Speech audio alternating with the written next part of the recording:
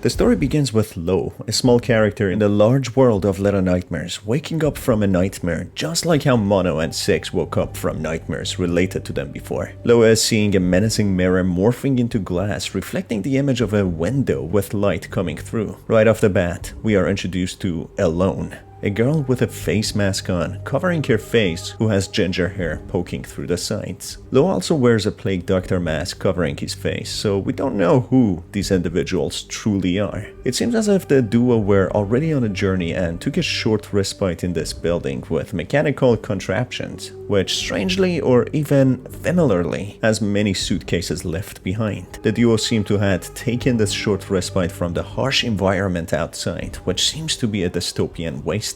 As soon as they leave this fragmented part of the construction, it becomes clear it is a broken off part of something larger, as there are many other fragments in the distance. There is a corpse of a guest who has a suitcase lying around, which clearly shows that this must have been some sort of an aircraft or vehicle which possibly crashed. It's kind of early to theorize now, as we will have a field trip on this game and theories. As if any of you know me and my channel, we started off from Little Nightmare series. But anyway, just a quick theory here. It seems as if this vehicle was used to transport the guests to the Maw, a dystopian safe haven where the guests are fed non-stop, a place away from the crazy world of Little Nightmares, where eventually they seem to meet their demise as well. If you remember from the ending of Little Nightmares 2, quick spoiler before we get into it, we see a leaflet advertising the place to the inhabitants of the Little Nightmares world, so it's possible that this vehicle was transporting some of those people to the Maw, which crashed midway, somewhere abandoned and lacking any life. A wasteland known as the Necropolis, or otherwise the City of the Dead. The Necropolis alongside the Maw and the Pale City, the place where Little Nightmares 2 predominantly took place, all are placed within the world of Nowhere, which is the land of Little Nightmares universe. It isn't clear if it is the entire world or just a small part of a bigger world Little Nightmares takes place in. Either way, Lo and Alone reach a wall, a big, intimidating wall, which goes so high to the point that we don't even see the end. It seems as if this wall serves as the first barrier or line of defense to the Necropolis, keeping things out, or maybe keeping what's inside from going out. The duo managed to infiltrate the wall quite easily by climbing a ladder fitting their size and going through a broken brick, which is even supported by wooden frames, depicting that little people like Lo and Alone, and like Mono and Six and the other kids, broke this brick and infiltrated in, even building a ladder for others to use. Alone uses a handy wrench that she can use to bash things, and Lo uses a bow and arrow for remote hits and throws. As soon as they enter the Necropolis, the upside-down suspended wrapped-up corpses of many intruders or punished are a grim reminder of the harsh and cruel discipline in here, not that any other place is friendly to these kids, who seem to be bred and made just to feed the populace, as we learn from Little Nightmares 1 and 2. There are also men turned into stone scattered around the place, which reminds us of the ever-watching guy in the very Nightmares and Little Nightmares 1, which turned kids or intruders into stone. To prove its presence even in this city of the dead, the ever-watching eye symbol is imprinted on a platform, the very eye that was present in the Pale City run by the tall man and the Maw run by the lady. We then come across a person that has been sitting in the attic under the scorching sun, being cooked and rotting away. This, alongside the turned into stone inhabitants of this little town, reveals that this used to be a prospering and living city with many inhabitants in it. There were merchants, houses and stores, which has now turned into an old, dead city. What could have caused this instant death in the city?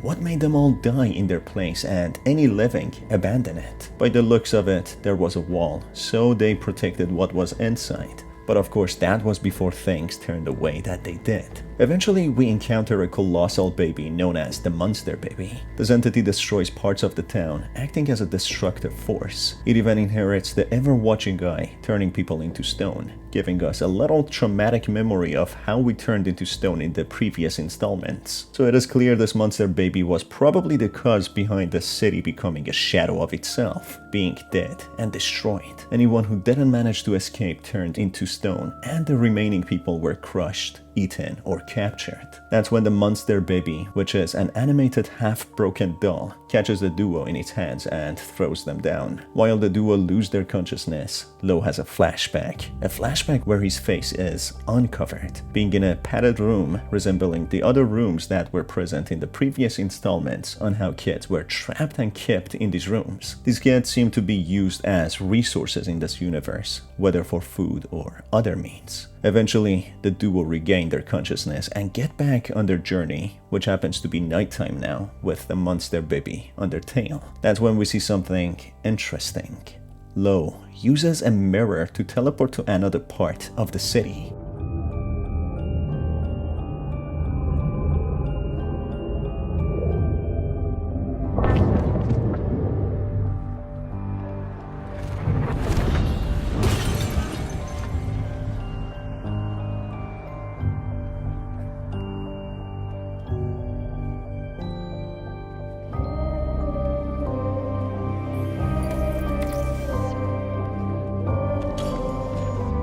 This is exactly how Mono used TVs and transmissions to teleport and move. Spoilers of Little Nightmares 2 again, who turned out to be the tall man at the end of the game. So, is it possible Lo is another powerful entity who we will learn about at the end of the game? It also clearly indicates that he is associated to mirrors somehow. If you remember from one of the videos that I made about the comics, which were canon at first and then became non-canon and now apparently they are canon again, mirrors are powerful in the universe of Little Nightmares and people can actually use them to teleport into world or conjure certain enemies or monsters. So back to Lo. Firstly, because he is hunted by these visions and memories, maybe from the future, just like how Six was tormented by the memories of her future becoming the lady, and Mono being hunted by the memories of the Pale Man. He could possibly become something like them, but we don't know as of yet. Using the mirror to teleport, we arrive in a place which seems to be a kitchen leading to a larger place known as the Candy Factory. Seemingly candy is being produced here to lure children and trap them. The guests, or otherwise known as the herd in here, are being moved by a conveyor, being used for running certain tasks and manufacturing the candy. There's a cyborg-like multi-armed lady who runs this place, reviewing folders upon folders. There's a painting of this lady alongside some other chunky kids. Moving on,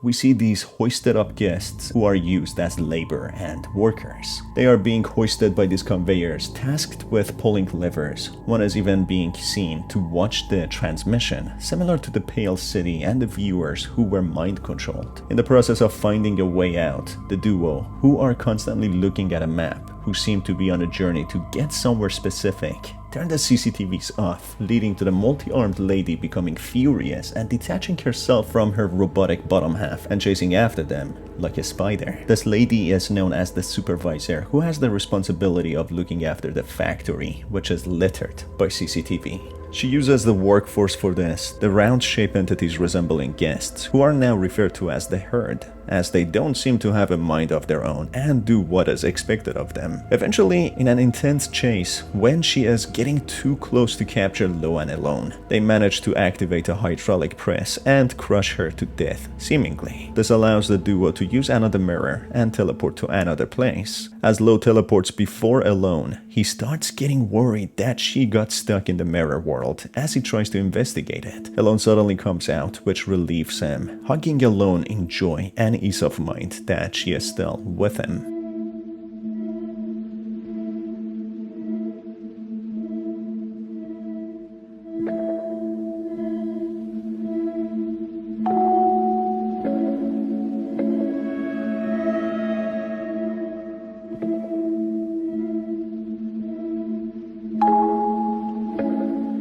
So it seems as if Lo has the power to teleport through the mirrors, and he doesn't fully control his own power, so it's kind of limited and restricted how many people he can take with him through the portals, and how many times he can take the same person with him. Anyway, soon enough we come across something very familiar. Gnomes close to a furnace, reminiscent of Little Nightmares 1 DLC. If you remember, gnomes are the kids who turned into these entities through the power of the lady in the maw. That's when we enter the carnival area, with dolls and other terrifying beings. There is an entity listening to radio in a tent, as if radio is mysteriously active still, with people broadcasting. And eventually, we reach a room where we have a larger map than what we previously found in previous installments. The map reveals the world of Little Nightmares is a lot larger than what we thought, with many more lands and places. In this part of the game, we have minor enemies known as the puppets, who are animated puppets attacking us. The only way to destroy them is to crush their heads, as their bodies still move without a head. The herd is also present in here, who are being used for whatever purpose. It could be for entertainment, performing chores, or anything else. We even find a little figurine of the lady here, symbolizing how every character is intertwined and related to each other. Eventually, we encounter the puppeteer, or also known as the Ken and Mini Ken. He is first seen sleeping on his armchair, passed out from watching some brain-rotting TV. Interestingly, he has a puppet on his hand, which is actually alive on its own and moves around, chasing after the protagonists. Mr. Ken is very conscious and well aware of his surroundings, and unlike the herd, he seems to be one of the major antagonists and overseers. He performs experiments on the corpses of the herd and traps the children, as we can find some in tiny cages. When one of the gnomes runs away, he captures it and bites it until it dies, revealing his cruelty against the gnomes and the kids, who are effectively the gnomes. At one point, we see a terrified child doing juggling to entertain Mr. Ken, someone who is clearly there against their will, with Mr. Ken throwing objects at them to juggle and play with, purely for his own entertainment. We eventually use a hot air balloon to escape the carnival and move on to another land, going across water. But disaster strikes, with a lightning bolt hitting the balloon and sending it crashing down. In the midst of all this, Lo has another flashback when he was trapped in the padded room, where he is hiding from an unseen character who checks on him on regular intervals. He hides some sketches that he did, throwing them into a retractable hatch. When the character leaves and he tries to retrieve his drawings, a bizarre thing happens. He finds a plushie in the shape of Alone. This is a big mystery to how this would be possible. How is there a plushie of her, and how did it end up in his room? Back to the aftermath of the crash, Lo and Alone reach the Institute. Within the Institute, we find reanimated corpses that attack the duo. We finally arrive at the very same room that Lo was held in, and where we saw the flashbacks. It seems as if he specifically was trying to find a way back here, using the map constantly to locate the place. The item, the important thing that he came for, is revealed to have been the plushie of Alone, the doll that he had in the past. This doll seems to have magical powers. It illuminates the path and reveals an alternate reality within its proximity. Maybe it shows the past of this place when it was functional and running, before it fell into disrepair and was finally abandoned. Within this place, we encounter the other main antagonist, a large stretching arm with an eyeball in the center of its hand. Eventually, we encounter the person who has this long arm. It is a colossal being, as if being the director of this institute. Lo uses his arrows and shoots one of the eyeballs in the hand, and they get into an elevator which goes deep under the institute. In an intense battle, the duo manage to take down the director by tricking him into trapping himself by collapsing the ceiling over himself. In a flashback, we see something incredible and magical. It turns out Alone has been the plushie Lo found in his room earlier.